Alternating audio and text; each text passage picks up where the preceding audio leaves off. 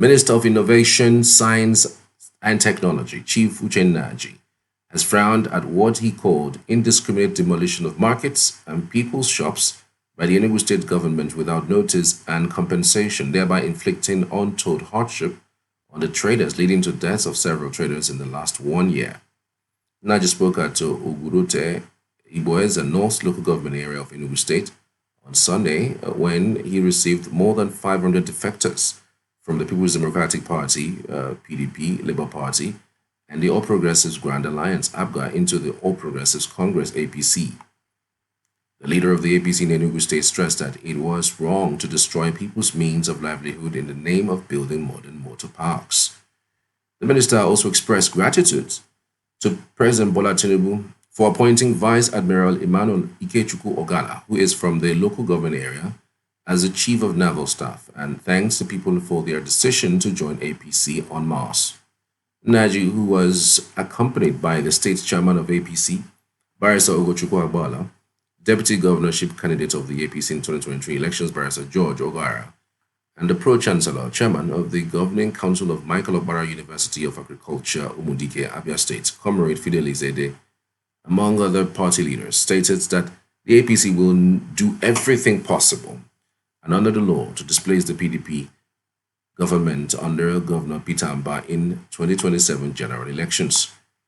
He condemned an alleged attempt by the West and North Local Government Authority and the PDP leaders in the area to stop the mini rally, which made the organizers change the original venue to another venue, saying it was abuse of authority and political intolerance.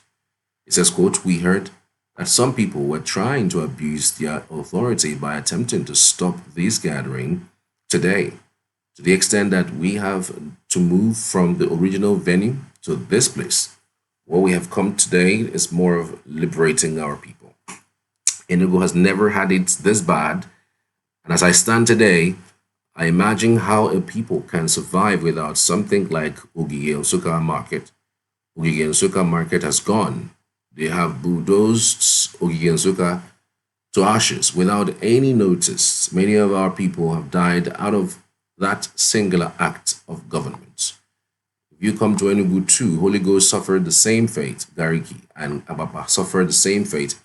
And Ogurute Market here in Iboez and North local government area suffered the same fate. And I wonder how our people, who are predominantly businessmen, can survive without trading.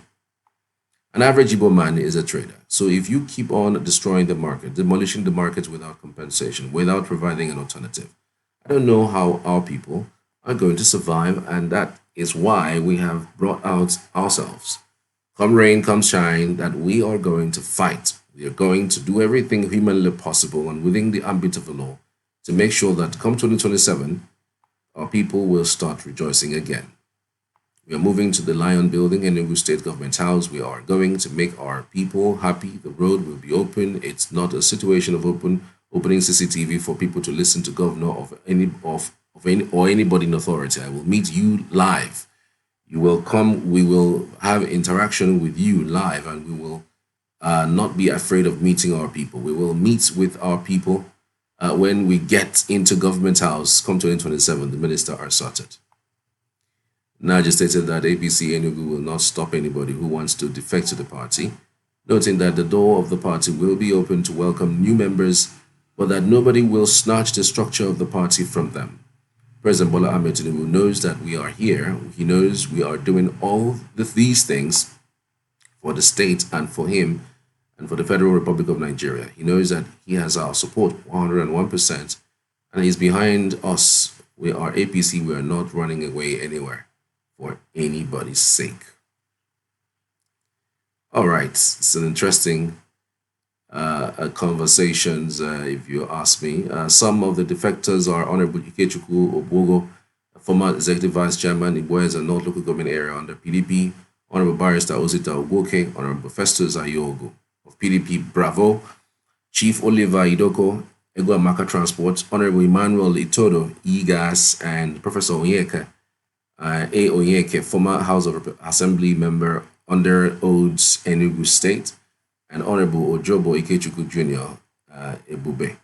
Others are Honorable Emeka Okenyi, former Labour Party chieftain, Chief Onu Emmanuel from PDP, Chief Cosmos Onu, former Abuja chieftain, Sunday Eze, PDP, Idoko Uchenna, PDP, Eya Hilary, PDP, and Festo Zugu, former executive vice chairman of the local government under PDP, and their numerous supporters. The defectors stated that they were joining APC because of the appointment of their brother as chief of naval staff, as well as neglect by their former parties over the years. All right. It's interesting. I mean, it's okay to boast that you're going to win, but then what are the numbers? What are people saying basically about the party in Enugu State? Does the party have that structure to win an election in Enugu State? Because again, since 2015, the APC hasn't been able to win anything really. They haven't been able to win any electoral position. Recently, we've seen defections. We've seen House of Reps, Paul Nnaji. We've seen Samuel Atu, moving ship to the APC. We've seen the member representing Ibueze, I think Ibueze and Enugu North, Ibueze, that's in Suka Access, Sunday Ame, also defecting to the APC. I mean, and the APC hasn't really won any elective position. They've never gone to the election and win from the election. It has never happened really. So we would speak to Barrister Alex Amujogo, who is waiting on the other side to speak to us regarding this development. All right, thank you so much for joining us. Thank you for your time. Sorry we couldn't kickstart early enough for 2 o'clock like we promised, but because of some technical glitches. But thank you for joining us. Thank you. It's a pleasure.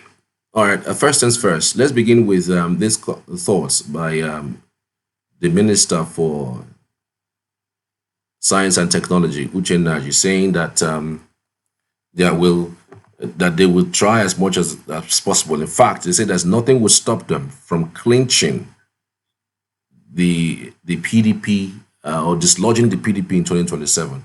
What's your first reaction to that comment by Uche Nnaji? It is, to me, the issue of changing an incumbent is not a child's play. It's not a lofty dream. It is an art. Must be prepared with hard work. It is very easy to say in the mouth that you will destroy an incumbent, but in reality, that is the issue. What entities have you put on ground so that your wish comes to fruition? So to me, what is happening, even though I am not part of this government, but the government in power is giving us a parameter that is very difficult to surmount. View of the infrastructure on ground. It's a Korean task. So those who are opposing his government to appeal him. So we need to go extra mile to convince the voters that a moment there is coming. So for now, the person on ground is somehow becoming hard to crack. But there are few people that can crack it in the future. But again, he's speaking from a vintage position. He has support from the federal government, and the federal government is also looking at what can happen in 2027 and even beyond 2027. Don't you think that if opposition collectively come together, they are able to dislodge the APC? I mean, the PDP in the state? So to me, the issue is that even though that how about the voters? That's the problem. Issue of religion. Even though you're in power, you can control maybe INEC can control the security APC or another other major parties that conduct election. But the issue is that for you to rig an election, you must have convinced a high degree of voters. There must be you must have a foundation that is solid. Then you can now use it to change that the dynasty of the people. So you don't just vote on federal government or if you are in charge of the national security forces or other things. You must have built a foundation that will now be easier. You cannot win a government and expect to be a governor of the state and cover 17 local government. So you must work very hard on your own. So don't just believe or wish that you have assistance from federal level or from any level. You must come down to the grassroots, come to the voters, to the locals, convince them, let them buy your idea, have a strong network, have a strong foundation. Then, with those who are on ground, then you are now able, you are not fully equipped to people external assistance. But if you rely on the federal might or national influence, you believe that you change the government in power. So it's never like that. So you better like that right and come down to the lower level to the grassroots, make a very strong presence in your constituency, in your state, in the local government. So be convinced that you are prepared to bring a new change. It's better than the one on ground. That is when you can have hope that the possibility of having a change in government is possible. So even though APC can at this moment are showing a kind of serious presence, the issue of detention here and there. So it's an advantage showing that things will not be as easy as before. That's why we need a strong opposition party in a state. With that fear of opposition party coming up, what is now putting government under serious pressure, do a better work. There's no choice. There's no choice. If you have pressure against you, then you will now make an effort to double your mission, to double your hard work, to double your ambition. You redouble it so that you can outweigh those who are now coming to you. So I am happy that this is now experiencing a serious change. I'm telling you, a serious change. Not that the change had barely been struggled to be done, but today things are now changing. That we need a more position power in Enugu State. So I think it will redouble state development and the state growth. So it is a good domain for us if we have a formidable party in APC, even in Africa and others, who can rise up and begin to put extra pressure on the government in power. They are seeing, even though they are not perfect, but they are seeing that there is danger. They have a fantasy on the world. Don't do the right thing. And meanwhile, the world is changing. INEC is being pressured. Do the right thing. And I'm sure that every election that will be done in Nigeria will be an improvement.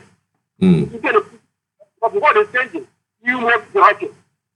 Even if you are the religion from previously, we have a religion where you carry ballot board. You have some youths or some good ones who come and carry ballot board in the polling unit and have material. But now, it is over. It is over because it's now computerized by this apparatus. So the more the base is growing, the more the years is growing, that is the more we are having a new set of pathways. Even though we will not get it 100% at the moment, but we are headed somewhere. Right. People try to say that they will transmit the results electronically, one way or the other. But even though the court has said that they can do that by manual, by electronically, but there's now a pressure on the lawmaker to have the kind of a review of the electoral act. Yeah, it will now be compulsory and obligatory for INEC to ensure that whatever result they will declare, it will be as seen in the IRF. Also, as in electronically transmitted. not just manual transmission of results, or manual transmission of results. So we are heading from that issue. So, and that issue of change is not putting pressure on government officers who are in power, but they must deliver that. No longer business as usual. You must work. That is democracy. The people must be happy with you. Otherwise, you must go. You must go. Right. No matter how long they are holding power by force. Every day, parties are now growing up. So, what must be hard. That vote must count. It's improving. Even if it's not right now. But there's an improvement going on in Nigeria as regards our electoral system. So those who have no choice than to do the rating they are being elected by the people. Because the government of the state, you must possess a tangible vision that you must work on. So we see the dwelling and see the action in you. For them to now believe you for another tenure of election. All right. What do you make of this particular opposition, the ADC that is emerging? A lot of persons have been speaking about it, and it does not look like the Southeast or even Enugu State has any bearing to it. We haven't heard anybody from the Southeast or from the South, defect to the ADC. Unlike what we have seen and heard in the North. In the North, it's as if they are the ones carrying the whole thing on their head. So one would wonder, really, from your standpoint, with what you see, is the ADC a formidable force that can emerge, just like what we saw in 2023, where Labour Party came from nowhere and swept the entire southern part of the country, except for a few places. So do you see the same thing happen with the ADC as a formidable opposition that can dislodge the PDP? Or do you see, more or less a coalition of different persons, and we're trying to narrow it down to what Enugu is and how the landscape is in the Southeast? That's to me, the weather is not looking good, looking all that good for the Southeast and even for Enugu State, the coalition of APC. The Southeast has not been in the midst of that coalition. On the one I'm seeing it.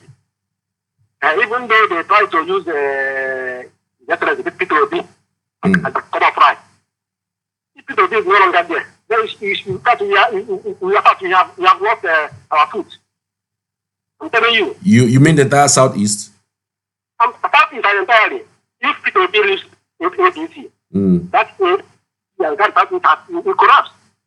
You don't have formidable men who are in APC. You don't have men who can be called a founding father. What about Atiku? Is Atiku not formidable enough?